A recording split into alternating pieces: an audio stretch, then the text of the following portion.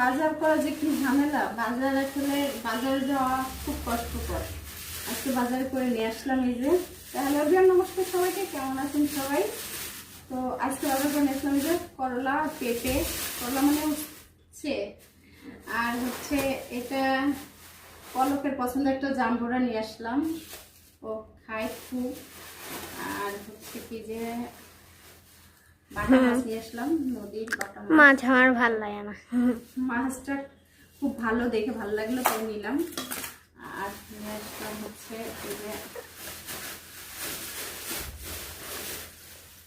লেবু, কাঁচামরিচ, রসুন, আলু নিয়ে আসলাম 2 কেজি। আর নিয়ে আসলাম একটু মুরগি। এই হচ্ছে আজকে ছোট্ট করে বাজার করে নিয়ে আসলাম। ভালো থাকবেন, নমস্কার, টাটা।